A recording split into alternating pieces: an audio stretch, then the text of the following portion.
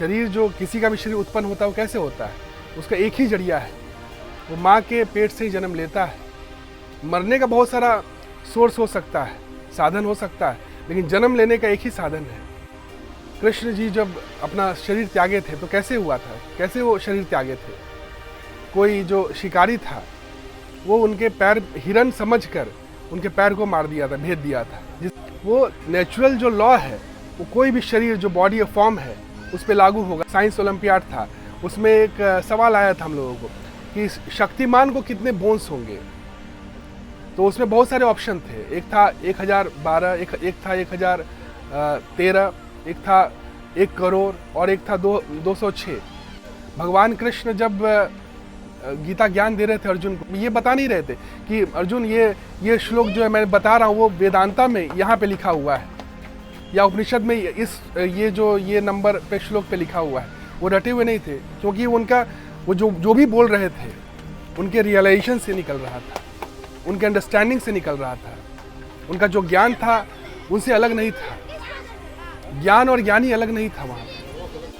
फिर वो जो ज्ञानी होगा और ज्ञान होगा वो एक हो जाएगा। जैसे पानी जिसमें चीनी डाला हुआ है, उससे चीनी हटा तो नहीं सकते हैं, लेकिन उसका जो स्वाद होगा वो मिठास होगा, तो वो उस तरह व्यवहार करेगा। वो जो लिविंग फॉर्म में वो उसको एक्सप्रेस करेगा। अध्यात्म मानने का नाम नहीं है, अध्यात्म जानने का नाम है। हमारे भीतर जब तक सवाल नहीं होगा तब तक हम जवाब तक नहीं पहुंच पाएंगे, तब तक हम सत्य तक नहीं पहुंच पाएंगे। हम पहले ही मान लेंगे तब हम जान नहीं पाएंगे, और जब हम जान लेंगे तो मानने की जरूरत ही नहीं होगी। नमस्कार दोस्तों, इससे पहले मैंने एक वीडियो बनाया था जो अभी पटना इस्कॉन पे जो चल रहा है, उसमें जो टेम्पल, जो पटना इस्कॉन की जो टेम्पल है उसके जो प्रेसिडेंट हैं, उन्होंने ऐसा एक कांड किया है जिससे जो भक्त लोग हैं उनका आस्था जो है, जो भगवान को लेकर और टेम्पल को लेकर, उस पर आघात हुआ है। तो इसी पे एक जो वीडियो बनाया था उसमें मैंने बस एक जागरूकता के बारे में बताया था कि आप लोग जागरूक होइए, अंधविश्वास मत कीजिए। किसी भी चीज़ को, चाहे वो कितना भी सेक्रेड ग्रंथ क्यों ना हो, चाहे कितना भी सेक्रेड गुरु क्यों ना हो, उस पर आँख मूंद कर विश्वास मत कीजिए, अंधविश्वास मत कीजिए। भक्ति कीजिए, लेकिन भक्ति में आप अंधविश्वास मत कीजिए, क्योंकि अंधविश्वास जब भी आप करते हैं तब आपको ठोकर लगता है और ऐसे लोग आपको ठगते हैं। भगवान को लेकर या रिलीजन को लेकर कोई भी अनसाइंटिफिक कोई भी बात, उस पर विश्वास मत कीजिए।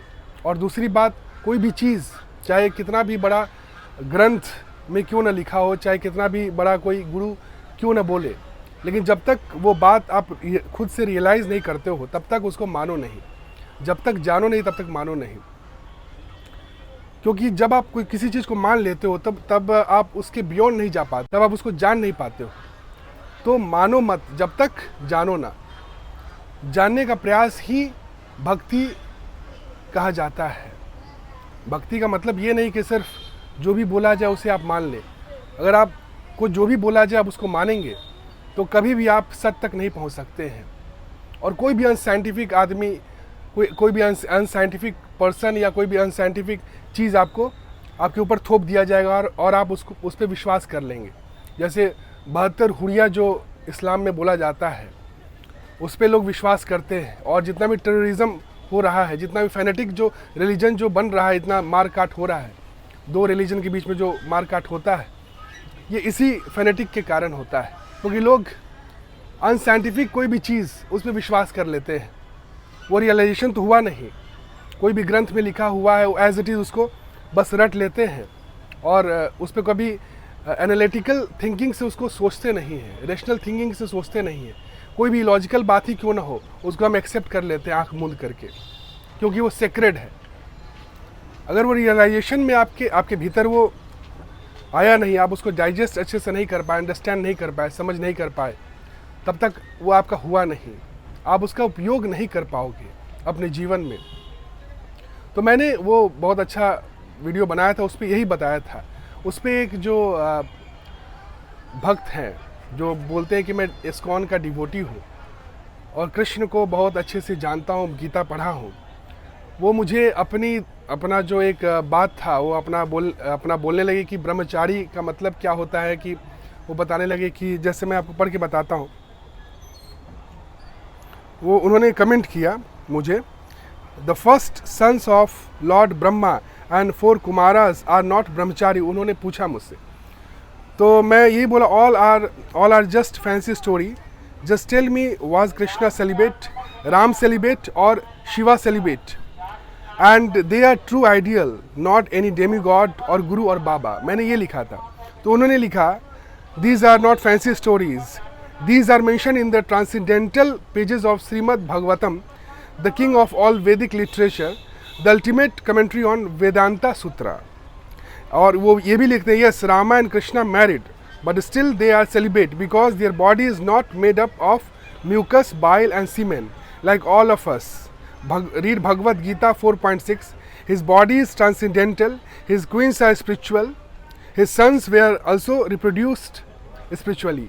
अब ये ऐसा अपना जो दलीली है वो अपना जो रेफरेंस से दे रहे हैं कि भगवत गीता में 4.6 में ऐसा लिखा हुआ है, और उनका जो बात है बहुत अनसाइंटिफिक है। उन्होंने कभी इस पर रिसर्च नहीं किया, जस्ट अपना जो बात है वो सिर्फ अपना कोई जो बता रहे हैं कि वैदिक लिटरेचर में बहुत सीक्रेट बुक है उसमें से उन्होंने देखा है और वो बोल रहे हैं। अब आप ये कैसे मान सकते हैं, जैसे राम और कृष्ण बोल रहे हैं कि मैरिड थे लेकिन वो सेलिब्रेट थे। मैरिड होने के बाद भी कोई आदमी सेलिब्रेट हो और सेलिब्रेट होने के बाद भी आपको बच्चे हो रहे हैं। तो इनका कहना है कि उनका जो बॉडी था वो बॉडी नहीं था, स्पिरिचुअल बॉडी था। वो शरीर जैसे 5 तत्व का बना होता है, कोई भी जो मटेरियल है बॉडी हुआ वो 5 तत्व का बना होता है, धरती, आकाश, वायु, अग्नि और जल। तो ये 5 तत्व से बना होता है किसी का भी बॉडी।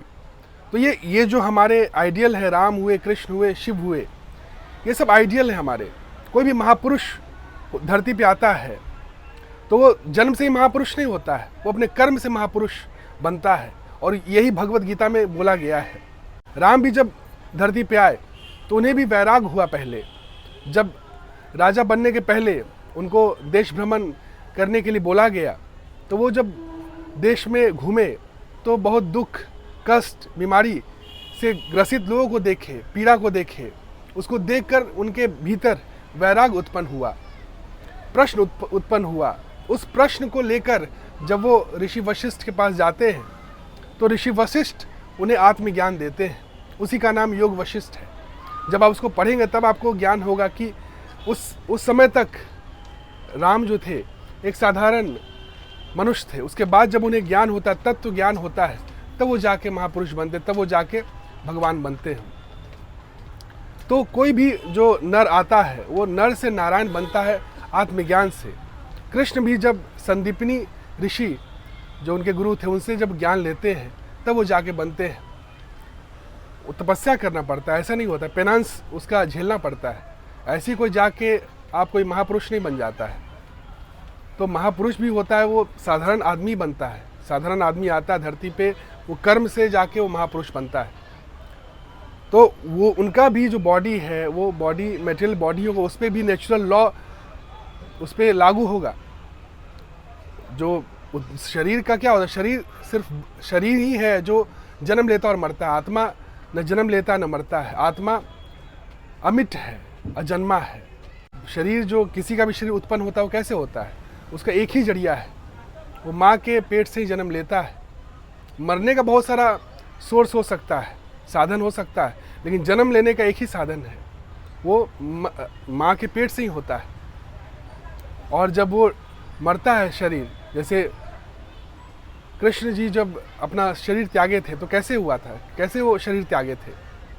कोई जो शिकारी था वो उनके पैर हिरन समझकर उनके पैर को मार दिया था, भेद दिया था, जिसकी वजह से उनकी मृत्यु हुई थी, जिसकी वजह से वो शरीर को त्यागे थे। तो कोई कॉज जो है वो नेचुरल जो लॉ है वो कोई भी शरीर जो बॉडी या फॉर्म है उस पर लागू होगा। जैसे फॉर्म जो होता है वो उत्पन्न होता है और मिटता है, लेकिन जो समुद्र है वेव्स उत्पन्न होगा मिटेगा, लेकिन जो समुद्र है वो न जन्म लेता है ना मिटता है, वो रहता है। उसी तरह आत्मा जो है वो अजन्मा है। उसी को असली अर्थ में भगवान कहा जाता है। जो उस तत्व को जान लेता है, जो उसके साथ एक हो जाता है, वही भगवान हो जाता है, वही बुद्ध हो जाता है, वही महापुरुष हो जाता है। तो महापुरुष भी जो है वो भी उनका भी जो शरीर है वो नेचुरल जो लॉ है उसी पे चलेगा। उनको भी बीमारी होता है, उन्हें भी भूख लगती है, उनको भी सांस लेना पड़ता है। शरीर को जब चलना है तो रेस्पिरेटरी सिस्टम होगा, डाइजेशन सिस्टम होगा, उस पर चलेगा ही। तो ये साइंटिफिक है, ये लॉजिकल है, ये रेशनल है, ये किसी पे भी लागू होगा। अब कोई एक हम लोग जो पढ़ते थे तो साइंस ओलंपियाड था, उसमें एक सवाल आया था हम लोगों को कि शक्तिमान को कितने बोन्स होंगे। तो उसमें बहुत सारे ऑप्शन थे, एक था 1012, एक था 1013, एक था 1 करोड़ और एक था 206। तो राइट आंसर क्या होगा? 206 ही होगा, क्योंकि वो भी एक आदमी ही था। कोई भी जो ह्यूमन फॉर्म में है उस पर वही लॉ लगेगा जो और लोगों पे लगता है, उस पर कोई दूसरा लॉ नहीं लगेगा। नहीं तो ऐसा ही हुआ कि स्पाइडरमैन पे विश्वास कर रहे हैं हम लोग, बैटमैन पे विश्वास कर रहे हैं। ये सब कहानियाँ हैं। जो उसमें जो मैसेज है वो मैसेज को समझना ज़रूरी है। उसके जरिए जो कहानी के जरिए जो मैसेज दिया जा रहा है, जो जेम दिया जा रहा है, उसको हमें समझना है। और जब तक उसको समझ में हम समझे नहीं, क्योंकि फिलॉसफी है, आप पढ़ तो लेंगे फिलॉसफी को, आप क्या पढ़ तो सकते ही हैं, लेकिन उसको समझना, डिक्रिप्ट करना इतना आसान नहीं है। उसके लिए आपका जब चेतना लेवल उस लेवल तक पहुंच जाएगा तभी आप उसको डिक्रिप्ट कर सकते हैं, अन्यथा आप उसको डिक्रिप्ट नहीं कर सकते हैं। तो कोई भी आदमी पढ़ ले, सिर्फ पढ़ने से रटने से, आज बहुत लोग हैं जो गीता को पढ़ रहे हैं, रट रहे हैं, और उनको जब बोला जाएगा तो तुरंत वो गीता का श्लोक बता देंगे, चैप्टर नंबर 4.6, चैप्टर नंबर ये वो बता देंगे। जाकिर नायक जो है मुस्लिम में बहुत ही फेमस ओरेटर हैं, जो मुस्लिम धर्म का प्रचार करते हैं। उन्हें वेदांता और उपनिषद एकदम कंठस्थ याद है। वो क्लेम करते हैं, वो कोई भी चीज़ हुआ अपने बातों को रखने के लिए, इस पर दलीली देने के लिए इसका सपोर्ट लेते हैं, और लोग विश्वास करता है, आंख मूंद करके विश्वास करता है। ब्लाइंड फेथ इसी को कहते हैं। सिर्फ यही कहता है कि बहुत सीक्रेट बुक है, उसमें बोला गया तो आप विश्वास कीजिए, और लोग आंख मूंद करके विश्वास करते हैं। यही सबसे बड़ी गलती है हम लोगों की, कि अंधविश्वास जो करते हैं हम लोग, ये भक्ति में अंधविश्वास नहीं होना चाहिए। हमारे भीतर जब तक सवाल नहीं होगा तब तक हम जवाब तक नहीं पहुंच पाएंगे, तब तक हम सत्य तक नहीं पहुंच पाएंगे। हम पहले ही मान लेंगे तब हम जान नहीं पाएंगे, और जब हम जान लेंगे तो मानने की ज़रूरत ही नहीं होगी। समझ रहे हैं ना? तो इसीलिए कभी माने नहीं जब तक जाने नहीं, और जब आप उसको जान लेते हैं तो आपके भीतर एसिमुलेट हो जाएगा। जैसे एक बोल रहे हैं कि हमको वो दलीली दे रहे हैं कि पूरा उनको याद है, कंठस्थ गीता याद है, गीता का पूरा श्लोक बता रहे हैं। तो गीता का जो पूरा श्लोक बता रहे हैं वो एक एक श्लोक अपना रटे हुए हैं, और कौन सा पेज नंबर बता रहे हैं हमें। कोई भी अगर जो ज्ञानी होगा, जो ज्ञानी होता है, क्या होता है उसके भीतर ज्ञान इस तरह से एसिमुलेट हो जाता है, डाइजेस्ट हो जाता है। जैसे पानी के भीतर चीनी, क्या आप चीनी को बाहर निकाल सकते हैं पानी से? नहीं निकाल सकते हैं, क्योंकि वो घुल जाता है। जब आप निकाल पा रहे हैं इसका मतलब घुला नहीं है, डाइजेस्ट नहीं हुआ है। जब डाइजेस्ट हो जाएगा तो फिर ज्ञानी और ज्ञान में कोई अंतर नहीं होगा, आप उसको सेपरेट नहीं कर सकते हैं। फिर वो जो ज्ञानी होगा और ज्ञान होगा वो एक हो जाएगा। जैसे पानी जिसमें चीनी डाला हुआ है, उससे चीनी हटा तो नहीं सकते हैं, लेकिन उसका जो स्वाद होगा वो मिठास होगा। तो वो उस तरह व्यवहार करेगा, वो जो लिविंग फॉर्म में वो उसको एक्सप्रेस करेगा, उसको वो अलग उसको सेपरेट करके बताएगा नहीं, वो डाइजेस्ट हो चुका है उसके भीतर।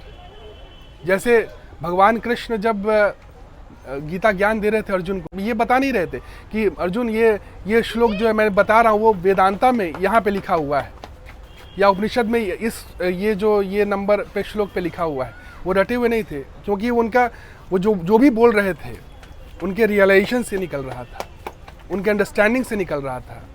उनका जो ज्ञान था उनसे अलग नहीं था, ज्ञान और ज्ञानी अलग नहीं था। वहाँ पे वो जो भी बोल रहे थे वो उनके रियलाइजेशन से निकल रहा था। और यही कारण था कि अर्जुन भी वो रियलाइज कर पाया, क्योंकि एक मैग्नेट के समक्ष जब आयरन आता है तभी वो मैग्नेट बन सकता है। वो रटे हुए नहीं थे कि ये सूत्र इस उपनिषद में था, इस वेदांता में था, क्योंकि वेदा और उपनिषद तो बोला जाता है बहुत पहले से लिखा हुआ है। तो उस समय भी वेदांता था और उपनिषद था, लेकिन वो वहाँ से वो उठाए नहीं। वो जो भी बोले खुद के रियलाइजेशन, खुद के अंडरस्टैंडिंग से बोले। वो ज्ञान को जी रहे थे। वो सिर्फ रटे हुए नहीं थे, सिर्फ उस दलीली देने के लिए नहीं रटे हुए थे कि यहाँ पे लिखा हुआ है, मैं ये ज्ञान को, पंडित नहीं बने हुए थे।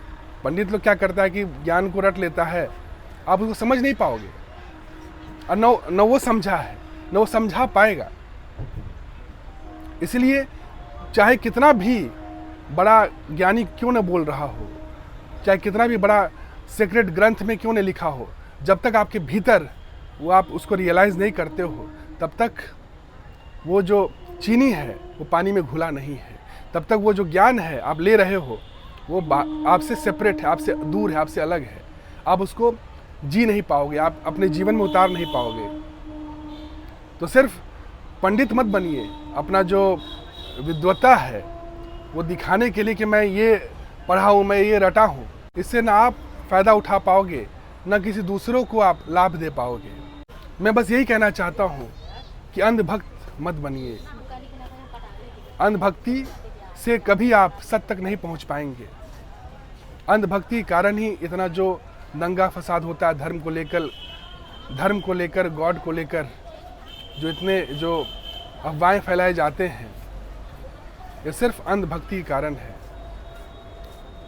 मानिए मत जब तक जानिए नहीं। जानने का नाम ही अध्यात्म है। अध्यात्म मानने का प्रक्रिया नहीं है। अध्यात्म मानने का नाम नहीं है, अध्यात्म जानने का नाम है। तो जानिए अपनी जिज्ञासा को, मारिए नहीं। वहाँ तक पहुँचाइए जहाँ तक आप पहुँच सकते हैं। समझने का प्रयास कीजिए, उसी ज्ञान को रखिए जिसको आप समझते हो, जिसको आप जानते हो। फालतू में किसी चीज़ को रटने की ज़रूरत नहीं है। फालतू में किसी चीज़ को रट लिए सिर्फ दिखाने के लिए लोगों को, ना वो आपका हो पाएगा और ना आप किसी दूसरे को आप दे पाएंगे। इसलिए जो आप जानते हैं उसी को मानिए, उसी को रखिए अपने पास। तो यही है। बाकी अगर आपको कोई भी क्वेश्चन हो तो आप बेझिझक कमेंट सेक्शन में पूछ सकते हैं। और अगर वीडियो अच्छा लगे तो लाइक, कमेंट और शेयर जरूर करें, ताकि और लोगों तक वीडियो पहुंच सके और लोग भी आपके द्वारा लाभान्वित हो सके। Thank you. Have a nice day.